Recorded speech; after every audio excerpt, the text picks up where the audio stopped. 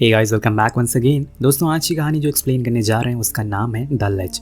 कहानी की शुरुआत होती है सोफी और कैली नाम की दो लड़कियों से जो बचपन से ही एक साथ। आज यहाँ वो टेक्सास में माउंट क्लाइंबिंग करने के लिए आई हुई हैं। तभी हम उनके कॉटेज के बाहर एक कार को रुकते हुए देखते हैं जिसमें से 4 लड़के उतरते हैं और ये भी काफी पुराने दोस्त हैं। तभी उनमें से जॉश नाम का लड़का सोफी को देख लेता है और फौरन उसके पास जाकर आज रात डिनर के लिए इन्वाइट करता है। तो वो हाँ कर देती है क्योंकि वो नेचर से काफी फ्रैंक थी और उसे नए लोगों से मिलना भी पसंद होता है। लेकिन कैली जोश से मना कर देती है जिस वजह से सोफी भी ना कर देती है। उधर तीनों दोस्त एक दूसरे से कहते हैं कि अब हम कॉलेज स्टूडेंट नहीं रहे, हमें ऐसे हर साल नहीं मिलना चाहिए। आखिर कब तक ऐसे हम खुद के अंदर गिल्ड को छुपा कर रखेंगे। अब उनकी ये बात सुनकर हमें इतना तो पता चल रहा था कि ज़रूर इनके पीछे कुछ ऐसे राज हैं जो अभी इन्होंने छुपा कर रखे। तभी वहाँ जोश आता है और इन लोगों से पूछता है कि क्या बात चल रही है, लेकिन कोई को जवाब नहीं देता। तभी बातों बातों में वो टेलर को कुछ ऐसे राज के बारे में बोलने ही वाला था कि जिससे कि उसके चेहरे का रंग ही बदल जाता है और उन दोनों के बीच में लड़ाई होने वाली थी। लेकिन तभी उसके दोस्त उसे छुड़ा लेते हैं और ये सब चीज़ों से साफ पता चल रहा था कि ये तीनों एक दूसरे से मिलना नहीं चाहते। लेकिन हर बार जोश इन्हें साथ ले आता है ताकि इनके बीच की दूरियां खत्म हो सके। अब ये सब के पीछे कहानी क्या है ये तो हमें आगे ही पता चलेगा। अब यहाँ से हम चलते हैं सोफी के पास जो कैली से जोश के बारे में बात कर रही थी। उसे वो अच्छा लगता है, इसलिए क्यों ना हम रात में उसके साथ डिनर करते हैं, वो ये बोलती है।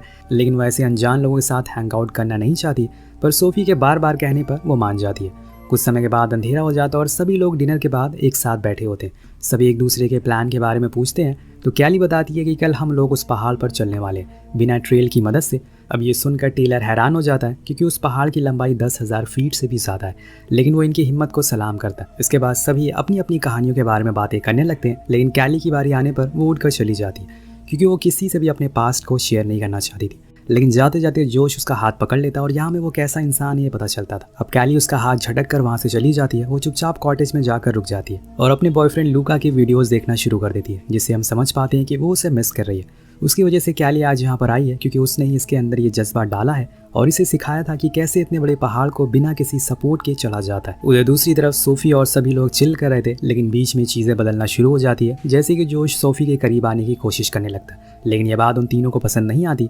वॉशरूम के लिए चली जाती है। तब रेनल कहता है कि तुम्हें ये नहीं करना चाहिए था, तुम्हारी ऑलरेडी एक गर्लफ्रेंड है और उसे तुम्हारी नेक्स्ट वीक शादी भी होने वाली है। लेकिन वो उन्हें उल्टा जवाब ही दे देता है और जाकर सोने को कहता है, जिसके बाद वो खुद सोफी के पीछे पीछे जाने लगता है और वहाँ जाकर उसके साथ ज़बरदस्ती करने लगता है। लेकिन अब वो यहाँ रुकने वाला नहीं था, वो उसके ऊपर चढ़ जाता और यहाँ सोफी की चीख सुनकर टेलर, रेनल्ड सभी जोश के पास आते और उसे पीछे करते हैं। अब जोश के सर पर भूत सवार हो चुका था। यहाँ सोफी अब रुकने का नाम ही नहीं ले रही थी, वो जंगल की ओर अंदर भागना शुरू कर देती है। इन चारों को अब इस बात का डर सता रहा था कि कहीं जाकर वो पुलिस को इनके बारे में ना बता दे और इसीलिए ये इसका पीछा करना शुरू कर देते हैं। लेकिन कुछ देर बाद सोफी जाकर एक खाई के पास रुक जाती है क्योंकि उसके आगे कुछ नहीं था।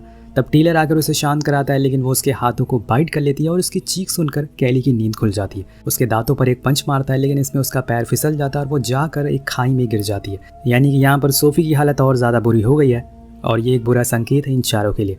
अब सभी नीचे जाते हैं जहाँ सोफी अपनी धीमी आवाज़ में मदद मांग रही थी। रेनल टेलर से फ़ोन मांगता है ताकि वो मदद को बुला सके क्योंकि वो उसकी मदद से बच सकती है, लेकिन टेलर चुपचाप खड़ा रहता है और ये देखकर रेनल हैरान था। यहाँ जोश के दिमाग में कुछ और ही चल रहा था क्योंकि यहाँ पर अगर हेल्प बुलाई गई तो जोश और टेलर बुरी तरह से फंस जाएंगे क्योंकि सोफी के दांतों पर लगा हुआ है टेलर का खून और नेल्स के अंदर है जोश की स्किन।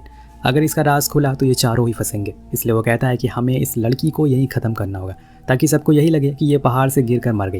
और यहाँ रेनल को ये चीज़ सही नहीं लगती। वो बार बार कहता है कि ज़रूरी नहीं है कि हम हर बार बच सकें, जिससे कि हमें ये पता चलता है कि जो बात इन चारों को खा रही थी वो ये थी कि इन्होंने कुछ सालों पहले एक और इंसान का खून किया था और उसमें ये पकड़े नहीं गए और अब जोश का मानना है कि वो इस बारी भी बच जाएंगे। तभी हम वहाँ पर देखते हैं कि कैली पहुँच गई है और उसके हाथ में एक कैमरा है जिससे कि वो सब रिकॉर्ड कर रही थी। अब जोश एक पत्थर उठाता है और सोफी का मुंह कुचल देता है, लेकिन यहाँ भी ये काम वो अकेले नहीं करता क्योंकि इससे वो फंस जाएगा और वो सभी को ये करने को कहता है। चारों के करके उसके मुंह को कुचल देते हैं। अगर ये लोग चाहते तो उसको बचा सकते थे, लेकिन इन्होंने ऐसा नहीं किया। उसे मारने के बाद ये लोग नीचे उसे खाई में फेंक देते हैं, लेकिन ये सारी चीज़ें कैली रिकॉर्ड कर लेती और तभी गलती से उसे आवाज़ निकल जाती है और ये सारे उसकी आवाज़ सुन लेते हैं। यानी कि अब उसका नंबर है क्योंकि वो एक अकेली गवाह है। अगर वो बच गई तो इनका फंसना तय, इसलिए जोश अब उसके पीछे पड़ जाता है उसकी जान लेने के लिए। अब वो भागना शुरू करती है, पर इतने में उसके हाथ से वो कैमरा गिर जाता है। अब उसके पास 2 ऑप्शन है, या तो वो कॉटेज पे आ जाए या फिर अपने कैमरे को लेकर वापस आए। कैली ने दूसरा ऑप्शन को चुना, लेकिन इतने में वो लोग उसके करीब आते जा रहे थे, पर अंधेरे होने की वजह से वो एक जगह जाकर छुप जाती है और उनके जाने का वेट करने लगती है। जोश सभी से कहता है कि हमें अलग अलग हो जाना चाहिए, तभी हम उसे ढूंढ पाएंगे। अब इसलिए सभी बिखर जाते हैं और इधर कैली धीरे धीरे करके आगे बढ़ती जा रही थी और फाइनली कॉटेज तक पहुंच जाती है। लेकिन बाहर उसे रेनल देख लेता है, पर हैरान करने वाली बात ये थी कि वो उसे कुछ कहता नहीं और उसे कॉटेज के अंदर जाने देता है और कैली वहाँ से अपने सामान को लेकर भाग जाती है। कुछ देर बाद जब जोश वहाँ पहुँच जाता है और कैली के सामानों को ना पाकर उसे रेनल पर शक होता है कि उसने जानबूझकर उसे जाने दिया। कुछ समय के बाद उजाला हो जाता है और यहाँ हम कैली को पहाड़ पर चढ़ते हुए देखते हैं। सोचने वाली बात ये थी कि वो यहाँ से भाग क्यों नहीं गई, ऐसे कब तक वो इनसे भागती रहेगी। अब इस सवाल का जवाब हमें आगे मिलेगा। अब वो खड़ी चट्टान पर चढ़ना शुरू कर देती है। उसे लग रहा था कि जोश और उसके साथ ही उस पहाड़ पर नहीं चढ़ पाएंगे, लेकिन टेलर अलग ही जोश में होता है। वो बिना कुछ सोचे समझे तेजी से ऊपर चढ़ना शुरू कर देता है और देखते ही देखते उसके पास पहुंच जाता है और उसके पैर को पकड़ लेता है। अब वो उसके कैमरे को झटके से दूर फेंक देता है, लेकिन जब वो उसके बैग पकड़ने की कोशिश करता है तो वो पकड़ नहीं पाता और नीचे गिर जाता है। पर उसकी किस्मत अच्छी थी कि वो बच गया था और इस बात से उसके अंदर और गुस्सा आ जाता है और वो और फिर से चढ़ना शुरू करता है। वहीं दूसरी तरफ कैली का सारा चढ़ाई का सामान नीचे गिर गया था, जिस वजह से अब ये चढ़ाई और मुश्किल होने वाली थी। पर यहाँ पर वो रुकती नहीं है और चलती रहती है। उसने एक बार फिर अपने कैमरा उठा लिया था, लेकिन अचानक से फिर टेलर उसके पैर को पकड़ लेता है। अब कैली भी उसे एक लात मारती है जिससे वो नीचे जाकर गिरता है और उसका पैर टूट जाता है। इसलिए कहते हैं कि ज़्यादा होशियारी सही नहीं है। अब उसके साथ ही उसे लेकर फौरन कॉटेज में आते हैं क्योंकि वो आगे चल नहीं सकता। वहीं कैली को आराम करने का थोड़ा समय मिल गया था और सोचने का भी, वो अब आगे क्या करेगी। पर तब तक वो पानी पीती है और अपने शूज़ पहन लेती है क्योंकि आगे का सफ़र अब और ख़तरनाक होने वाला है। उधर रेनल टेलर को विस्की के साथ कई सारे पेन किलर खिला देता है और कहता है कि अगर हम 24 घंटे के अंदर वापस नहीं लौटे तो तुम कॉल करके हेल्प बुला लेना। वो समझ जाता है कि उसे क्या करना है। ये लोग अपने गियर लेकर उसे फ़ौरन उस जगह पर चले जाते हैं क्योंकि इन्हें कुछ भी करके कैली को पकड़ना ही होगा। उसके पास कैमरा है जिसमें इनकी सारी करतूत है। तो जोश अपना प्लान बताता है कि हमें दूसरे रास्ते से ऊपर जाना होगा ताकि हम कैली से पहले ही ऊपर पहुंच जाए और उसे ऊपर आने पर मजबूर कर दें। लेकिन तभी उसे याद आता है कि उसका ग्लव्स तो कॉटेज में ही रह गया। लेकिन यहाँ क्या आपको लगता है कि क्या सच में जोश ग्लव ही लेने गया था? जी नहीं, ऐसा कुछ नहीं है, क्योंकि उसे इस बात का डर था कि कहीं टेलर ने डर कर पुलिस ना बुला लिया हो, इसलिए वो फिर से वापस उसे मारने के लिए जा रहा है। अब काफ़ी देर हो जाती है और वहीं रेनल जैक से कहता है कि क्यों ना हम पुलिस को जाकर सब कुछ बता दें और उनसे कह देंगे कि सोफ़ी पहले से ही मरी हुई थी। लेकिन वो मना करता है क्योंकि उसके ऊपर जोश के बचपन से बहुत ही एहसान थे। और यहाँ में एक और चीज़ पता चलती है कि जोश ने बचपन में एक बच्चे की टांग तोड़ दी थी, जिस वजह से वो कभी चल नहीं पाया। यानी कि उसके गुस्से और बददिमागी के कारण कई लोगों ने अपनी जान गंवा दी है। काफ़ी देर हो गई थी पर अब तक जोश नहीं आया था और इसीलिए जैक उसे देखने के लिए कॉटेज जाता है, पर जोश उसे गेट पर ही रोक लेता है और उसे वो अंदर जाने नहीं देता, जिसका मतलब तो आप समझ गए होंगे। अब सीन शिफ्ट होकर पहुंचता है। हम एक बार फिर से कैली को देखते हैं जो मैप की मदद से ऊपर बढ़ रही थी क्योंकि उसे इतनी ऊंचाई से ऊपर देखने में दिक्कत हो रही थी। वो रुक कर पानी पीती है, लेकिन तभी उसके हाथ से वो बॉटल छूट जाता है और जाकर नीचे गिर जाता है और अब उसे प्यासे ही आगे बढ़ना होगा। उधर जोश वो पानी मिल गया था जिसे पीकर वो उसे दिखाता है ताकि उसे कमज़ोर कर सके और इतने में उसका सामना होता है एक सांप से जिसके वहाँ पर अंडे रखे हुए थे। लेकिन कैली हिम्मत नहीं हारती और चुपचाप वहीं खड़ी रहती है जब तक कि वो सांप वहाँ से चला ना जाता। अब आगे जाने पर वो एक जगह फंस जाती है जहाँ पर उसे दूसरी ओर जंप मारनी होगी, लेकिन उसके पास कोई सपोर्ट नहीं है।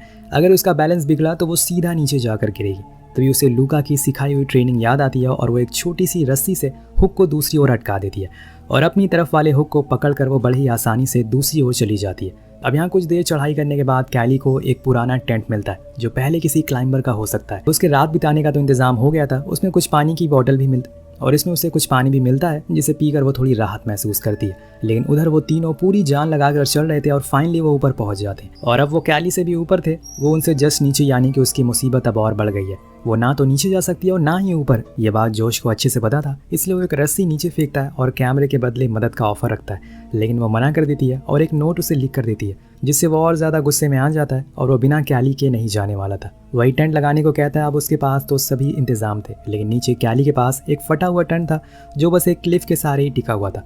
अगर ज़रा से भी कुछ गड़बड़ हुई तो वो सीधा नीचे। उसकी उंगलियों पे छाले पड़ चुके थे क्योंकि उसने बिना ग्लव्स की चढ़ाई करी थी, इसलिए वो उन पर टेप लगाती है, लेकिन इससे भी कुछ खास फायदा नहीं होता। रेनल जैक से कहता है कि अगर वो कैमरा दे भी देती तो जोश उसे मार देता और ये बात उसे अच्छे से पता थी, इसलिए उसने वो नोट ऊपर भेजी और वो पूरी हिम्मत से हमारा सामना करेगी। अब उसने वो टेंट लगा लिया और वो उसके अंदर बैठकर सोने की कोशिश करती है, लेकिन जोश इतनी आसानी से उसे सोने कहाँ देगा।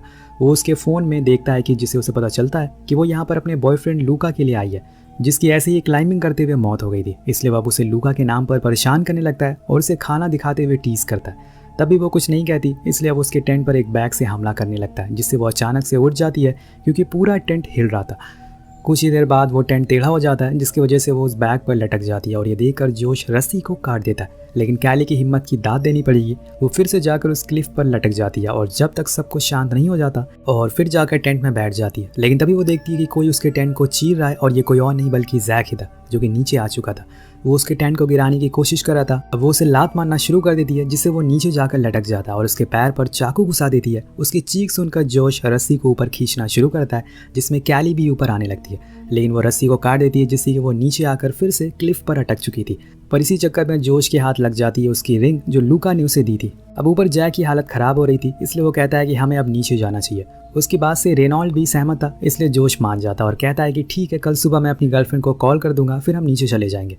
लेकिन जैक को ऐसा नहीं लगता, इसलिए सबके सोने पर वो रेनल को बताता है कि उसकी गर्लफ्रेंड से कुछ खास नहीं बनती, क्योंकि वो उसे चीट कर रहा है और मुझे ये भी लग रहा है कि उसने टेलर को मार दिया और इसीलिए तुम अपनी घड़ी से इमरजेंसी सिग्नल दो ताकि हमें कोई बचाने आ सके। लेकिन जोश इनसे ज़्यादा चालाक था, वो इनकी सारी बातें सुन लेता है। यहाँ वो जैक के मुंह पर एक बात बोलता है कि वो उसकी गर्लफ्रेंड के साथ ही रिलेशन में, वो भी 2 साल से।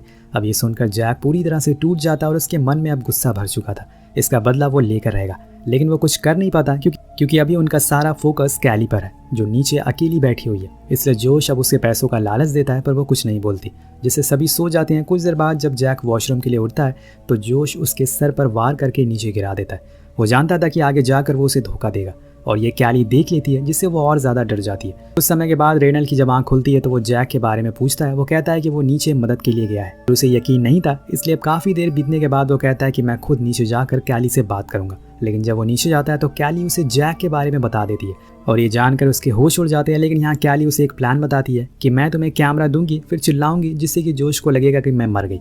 वो तुम्हें ऊपर खींच लेगा, इतने में तुम टेलर को कॉल कर लेना।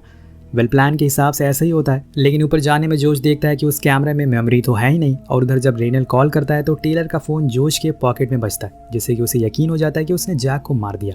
इसलिए अब दोनों में हो जाती है लड़ाई, लेकिन जोश उस पर आसानी से काबू पा लेता है और अब जोश सारी हदों को पार कर देता है।